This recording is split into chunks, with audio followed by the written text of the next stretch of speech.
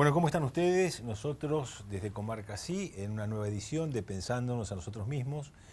Hoy nuevamente queremos darnos la oportunidad de conversar con Andrés Musacchio, un licenciado en Economía, que nos ha aportado unas conversaciones sobre las ciencias económicas, sobre la economía doméstica, sobre lo que afrontamos en montones de interrogantes en la vida cotidiana y en lo político y en lo social, y que a veces nos cuesta un poco descifrar.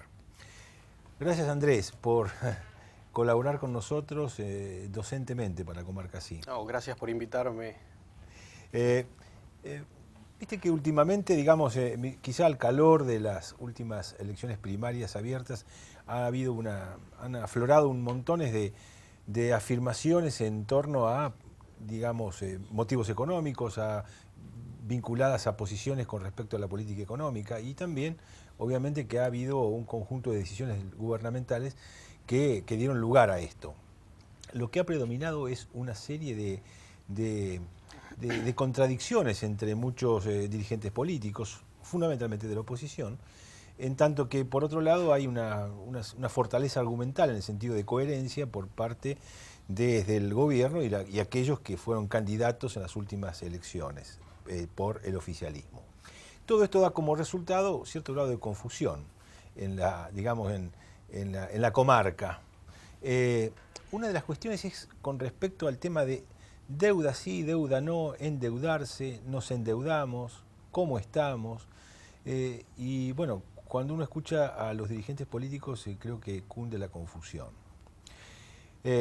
¿Cómo ves? ¿Te parece que esto ha pasado últimamente, que se ha Sí, acrecentado? yo creo que sí, yo creo que hay dos posiciones bastante claras y después en el medio eh, varias, varios elementos confusos. Yo creo que el gobierno nacional viene llevando a cabo una gestión de la deuda que tiene como punto de apoyo fundamental el tratar de recurrir lo menos posible al endeudamiento y tratar de recurrir todavía menos al financiamiento externo, es decir, a deuda externa.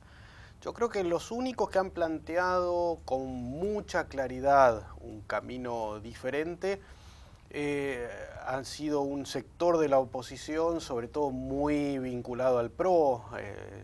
Melconian, por ejemplo, fue muy enfático el otro día, había que resolver la cuestión con los fondos buitres rápidamente pagando, y si los otros deudores, los otros acreedores exigían igual trato, había que pagarles también. Y entonces se le preguntó, pero bueno, ¿cómo se les paga? Bueno, las deudas de capital se pagan tomando más deudas de capital. Entonces, yo creo que esos son los dos puntos del arco. Y después en el medio me parece que el resto de la oposición tiene bastante menos claridad en el tema. Y yo creo que se ha visto en los últimos días con la reapertura del canje por tercera vez alguna buena parte de esa confusión, porque en algunos casos, por ejemplo, hubo legisladores que votaron en contra simplemente porque era un proyecto oficial, otros aún en esas condiciones y planteando algunas disidencias formales, entendieron que era la forma de tratar de superar el problema que están generando los fondos buitres, entonces apoyaron. Pero a mí me da la impresión de que, salvo esas dos posiciones muy claritas del gobierno por un lado y de un sector vinculado al neoliberalismo, que ha sido el que ha contraído la deuda y que tiene una política de toma de deuda de manera sistemática, fuera de esos dos ejes, el resto no es tan claro. También desde algunos ámbitos, no sé, académicos o de investigación económica, hay que, bueno, no están a disposición, digamos, de los comunes como nosotros, y a veces cuando uno lee también surgen algunas apreciaciones en lo referente a contrarrestar de alguna manera el discurso oficial del éxito que fue la política de desendeudamiento desde el 2003 hasta ahora, propiciada por Néstor Kirchner y por Cristina Fernández de Kirchner en la actualidad, que no fue tan exitosa. En términos objetivos, uno puede llegar a contrastar estos argumentos, decimos, bueno, ¿cuáles son los elementos objetivos que dan lugar argumentar en favor del éxito de la política de desendeudamiento. Sí, yo creo que ahí hay, en realidad, algunos análisis intentan apuntar a que el proceso no fue tan exitoso como se dijo. En otros casos me da la impresión de que se trata de cuantificar si realmente las magnitudes que se han manejado y la idea de que la quita ha sido una quita enorme de cerca del 70% de la deuda es real, sin que eso implique un juzgamiento del éxito del canje. Yo estoy pensando en un artículo o en un trabajo que hicieron algunos colegas hace algunos meses y que estuve leyendo estos días, en donde se muestra que en realidad la reducción real de la deuda es menor de la que siempre se publicita y que incluso es bastante ambigua porque una parte de los intereses está vinculada a la evolución del Producto Bruto o a la evolución de las tasas de inflación y entonces a priori no se puede saber muy bien cuánto es. Digamos, hay por ejemplo una parte de los nuevos bonos que tienen una cláusula vinculada al Producto Bruto Interno. Cuando el producto crece más del 3%, entonces esos bonos cobran un plus con la idea de que en general los acreedores siempre habían jugado un papel negativo para el crecimiento, exigiendo que se les pagara a punta de ajustes y que eso destruía la capacidad de crecimiento del país. Y con ese cupón del Producto Bruto se los intentaba poner como socios. Claro, poner como socios. Si el país crece, ustedes cobran más. Entonces, fíjense hasta dónde presionan y fíjense cuánto les conviene ahora que crezca el país. Entonces, hay una parte de los intereses que es relativamente importante que depende de esa cota del 3%. Entonces, dependiendo de cuánto crezca el país, depende también cuánto se paga de endeudamiento.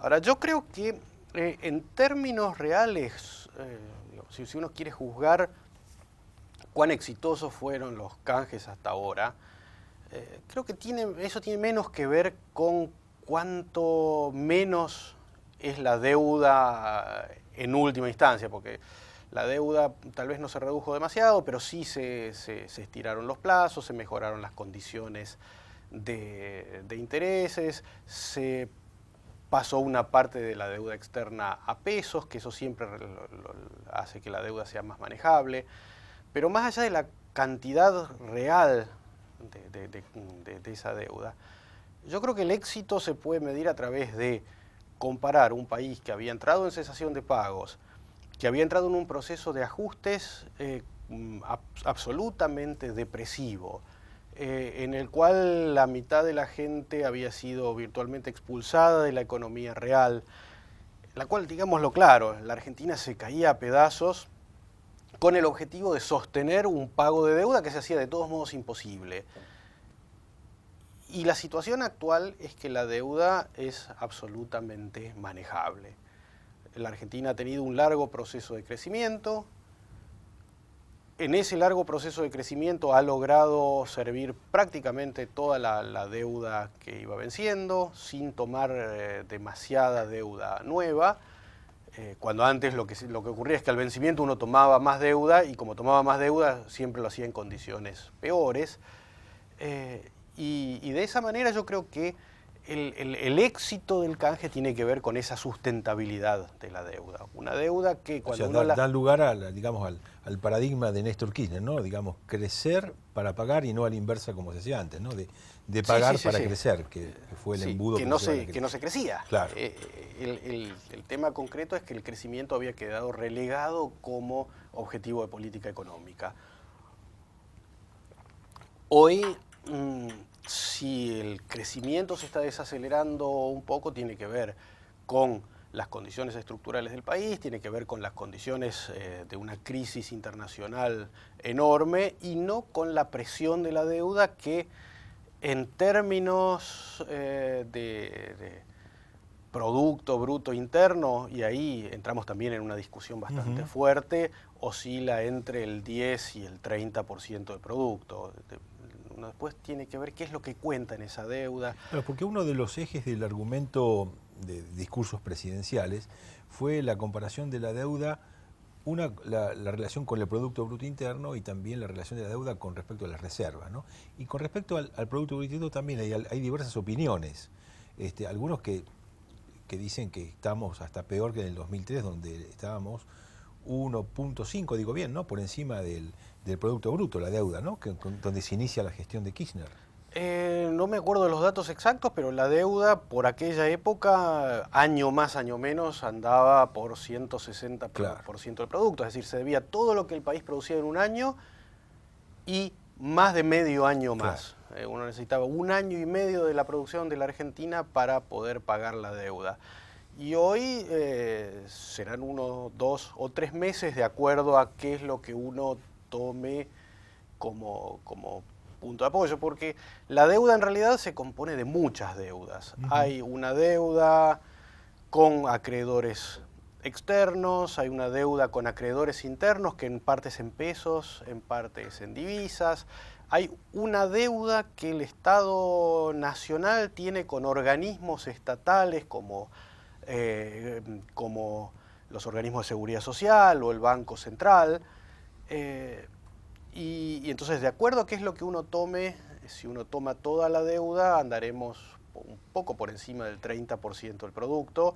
Si uno toma lo que le pueden exigir los acreedores externos, estamos un poquito por arriba del 10%.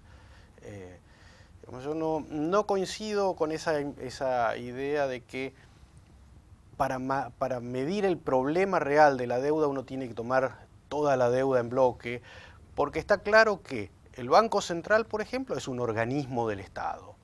Entonces uno no puede decir, el Estado le debe al Banco Central. Si el Banco Central es un organismo del Estado, como yo creo que es, el Estado Central le debe al banco, pero el banco es acreedor y como Estado es acreedor también. Entonces ahí se cruzan lo que el Estado debe y lo que le deben al Estado, otra oficina. Y en términos de política también esto es distinto, porque un acreedor externo al vencimiento exige que se le pague. Una parte del Estado no necesariamente exige a la otra parte del Estado que le paguen. Entonces ahí la exigencia, por ejemplo, de divisas para cubrir lo que se le debe al Banco Central es bastante menor. Uno puede jugar ahí con refinanciaciones y en última instancia, cuando estamos hablando de la cuestión de la deuda, estamos hablando de, en parte, cuántas divisas debe invertir el país, cuántos dólares, cuántos euros provenientes del comercio exterior. En el caso de la Argentina, el país debe invertir en ese pago de la deuda anual. O sea que vamos a ir a una pequeña pausa, pero o sea que hablar de deuda no es solamente deuda externa, habría que caracterizar otro tipo de deudas, como sería una deuda interna y también una característica de la deuda interna que tiene que ver con la deuda que se toma al interior de los organismos del Estado, ¿no? Sí. Que es una novedad esto, ¿no? Ahora nos vas a explicar un poquito después. Sí.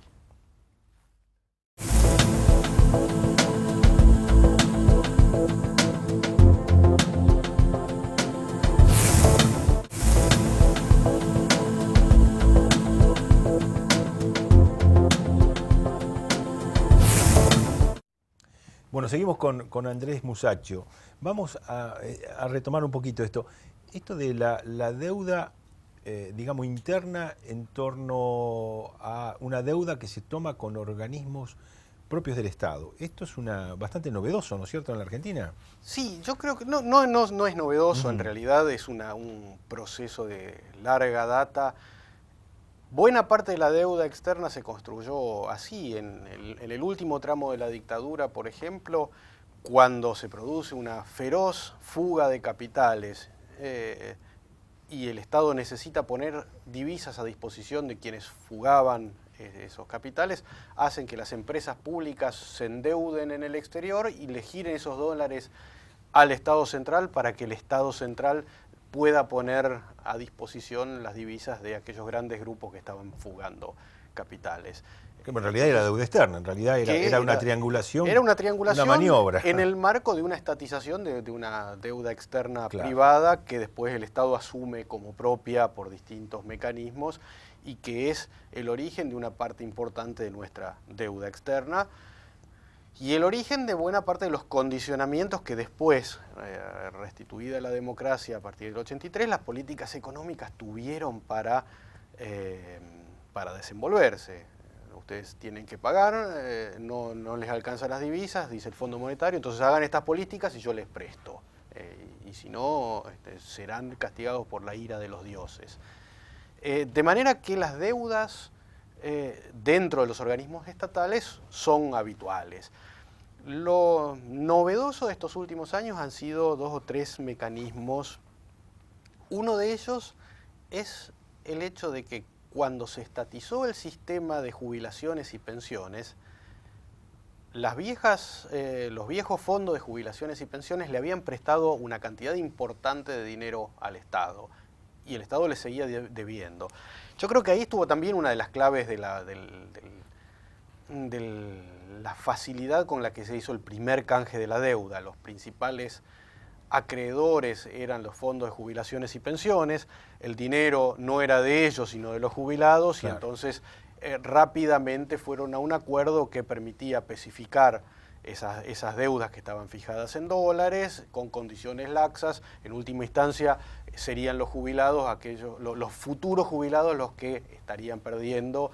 Como no eran los dueños del dinero quienes negociaban, entonces eso le dio al Estado la ventaja de una facilidad en la negociación. Ahora, esa deuda quedó en manos de las AFJP. Cuando se estatiza el sistema de jubilaciones y pensiones, y eso pasa a ser un organismo del Estado, pasa a formar parte del ANSES, la ANSES se encuentra de repente como acreedora del Estado, y ahí hay una importante deuda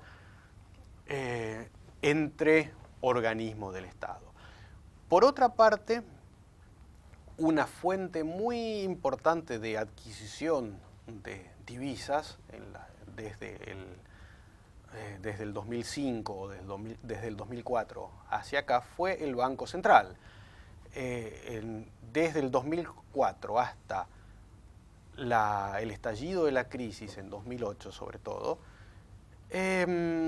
la tendencia general era a que el peso se revaluara. Entraban muchos dólares y eso hacía claro. que el dólar bajara de precio en el mercado. Entonces el Banco Central compraba dólares para evitar que el dólar se derrumbara y evitar entonces que se derrumbara uno de los pilares de la política económica, que era un dólar relativamente alto que pudiera impulsar las exportaciones. Ahora, esos dólares, al no existir más la ley de convertibilidad, no necesitaban respaldar pesos en circulación. Y se habían comprado por encima de aquello que el Banco Central debe tener como reserva por si hay problemas serios en la economía. Siempre un Banco Central con buenas reservas le da a la política económica una autonomía importante si hay problemas importantes. Pero el Banco Central no necesita tener reservas incontables. Entonces, le puede girar parte de esos dólares al Tesoro Nacional para que el Tesoro Nacional afronte esa deuda en lugar de tener que refinanciarla en condiciones más duras, con tasas de interés más altas. Aún así, con eso, las reservas cuando Néstor Kirchner asume la presidencia estaban alrededor de... Y eran casi nulas. Casi nulas. Y en términos reales, frente a los compromisos, claro. A los pagos de deuda que había que hacer en los próximos, en las semanas siguientes, prácticamente no había reservas. No había reservas. Y ahora, aún así, hoy tenemos una cantidad de reservas que están rondando los...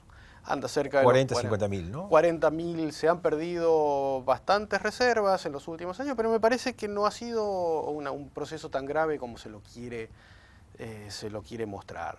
Me parece que una buena política en el marco de una crisis como la actual, una crisis internacional como la actual, es que uno pueda utilizar parte de esas reservas para hacer frente a los pagos de deuda que hay que hacer, a las necesidades de divisas que hay que hacer en momentos clave y vinculadas al proceso productivo. No me parece que sea razonable que esas reservas se pierdan por fuga de capitales. Entonces ahí hay que controlar bien en qué se utilizan parte de esas reservas, y las reservas siguen siendo de todos modos suficientes como para controlar cualquier corrida, que las ha habido en los últimos años y muchísimas. La cantidad de corridas cambiarias que ha resistido el gobierno de Cristina es muy grande. Y las ha podido resistir precisamente porque las reservas del Banco Central, incluso cuando se ha perdido una parte, siguen siendo lo suficientemente altas. Cuando hablabas de la ira de los dioses, nos ha caído un poco la ira de los dioses cuando dejamos de ser acreedores del Fondo Monetario Internacional. La Argentina, digamos, tiene restricciones para tomar crédito, por lo menos a las tasas que toman sensatas el resto de los países, ¿no es cierto? Pero aún así hay algún proceso de endeudamiento externo, digamos. Siempre hay algunas deudas que se toman, por ejemplo, en los primeros años de la posconvertibilidad, o los primeros años después de refinanciarse la deuda, el saldo comercial no alcanzaba por completo para el pago de los servicios de la deuda, entonces se tomó alguna deuda en Venezuela que fue bastante publicitada de un lado y del otro. Se toman algunos créditos con organismos como el Banco Mundial vinculados a proyectos de infraestructura, proyectos vinculados a programas de desarrollo económico o a programas sociales. Lo que no se toma es de manera sistemática deuda financiera. Eso es lo que el gobierno ha tratado de evitar. Yo creo que en última instancia, y más allá de los discursos del gobierno y de la oposición, el eje que yo tiendo a ver de la política es que el gobierno intentó, después de la refinanciación, prácticamente congelar el nivel de deuda en términos absolutos. Se debe tanto, bueno, tratemos de mantener esta cifra más o menos sin que se eleve demasiado, y apostemos a que el proceso de crecimiento del Producto Bruto Interno haga que la riqueza que se crea en relación a la que se debe sea mucho más grande. Es decir, eliminar el problema de la deuda, no pagando la deuda, sino aumentando la cantidad de riqueza que se produce. Y claro, si uno debe todo el sueldo, es muy distinto que si uno debe el 10% del sueldo. Es más o menos un poco la cuenta de almacenero que uno tendría que hacer para entender cuál es el fondo de la política. Y en tiempos de crisis internacional como la actual, está claro que las turbulencias son un poco mayores, y entonces en algunos momentos puede que haya picos. En algunos momentos la deuda también tiene vencimientos importantes. El año pasado fue un año de vencimientos importantes. El año que viene y sobre todo el otro año tiene picos importantes de vencimientos. Y ahí la cuestión fundamental es que el Estado tenga las divisas suficientes para hacer ese pago. Algún estudio que he leído señalan, pero no equivocarme, al 2024 como con respecto al tema de los bonos, ¿no? Como que es un año en el cual hay vencimientos donde si no existiera un crecimiento del PBI suficiente sería una situación crítica para el país. Sí, hay varios momentos, 24, 25, en la década del 30 va a haber varios vencimientos o varios años de vencimientos fuertes. El año pasado fue un año de vencimientos muy fuertes. Y en ese contexto yo creo que por un lado se trata de que la riqueza que cree la sociedad en Argentina sea lo suficientemente grande como para que el problema se minimice. Y la otra cuestión es que además existan las divisas para ese pago de la deuda. Ese es el tema clave. Y pensando en un país como la Argentina, que tiene su fuente de divisas fundamental en el comercio exterior, estamos hablando del superávit comercial. Estamos hablando de que el superávit comercial genere las divisas necesarias, es decir, que se exporte tanto más que lo que se importa como divisas se necesitan, y tratar de frenar otro tipo de salidas de divisas vía turismo, vía fuga de capitales, vía compras de bienes suntuarios.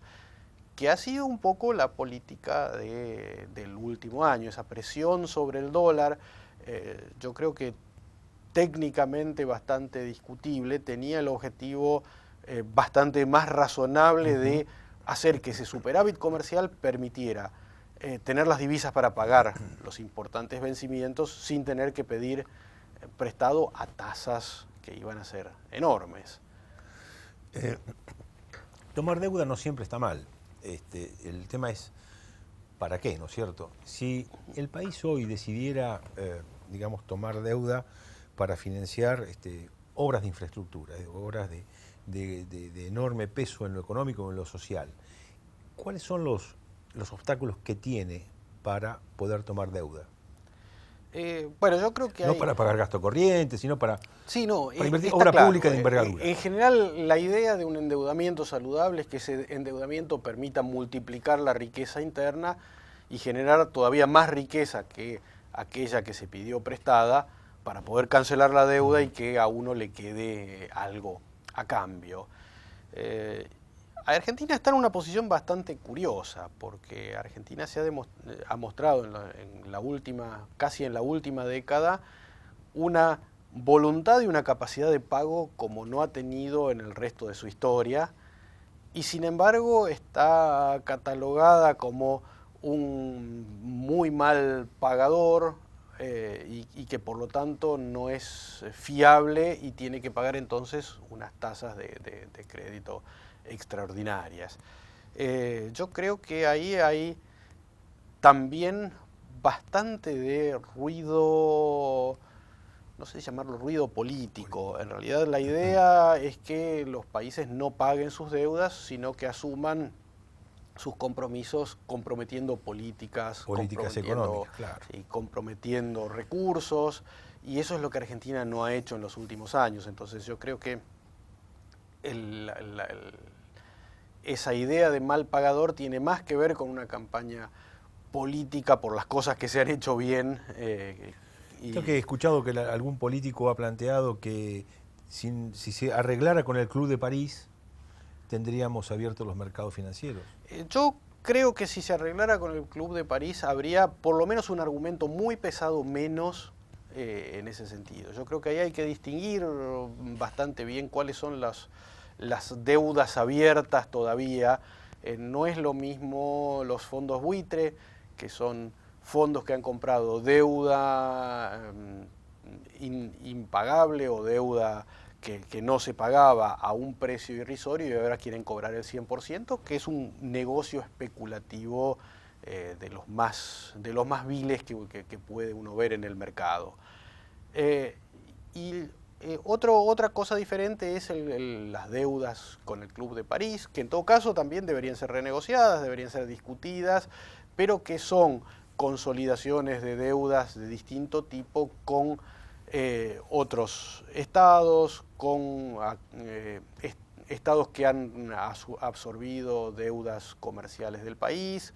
Es una deuda mucho menos vil, mucho más vinculada a negocios más reales y menos especulativos, y yo creo que esa sería un elemento por lo menos a volcar sobre la mesa. Yo creo que Argentina tenía una voluntad de arreglar esa deuda en algún momento muy clara, y fue el momento en el que estalló la crisis internacional y se tomó la determinación de decir, bueno, momento, paremos antes de seguir desembolsando y veamos qué vamos a necesitar de divisas para los próximos años de crisis. Yo creo que en algún momento habría que avanzar en ese terreno.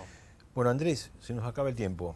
Te agradecemos muchísimo porque siempre sos muy claro y nos ayudás a decodificar algunas cuestiones que nos aturden en la vida cotidiana cuando de economía se trata.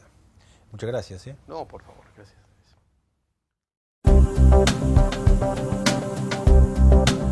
Thank you.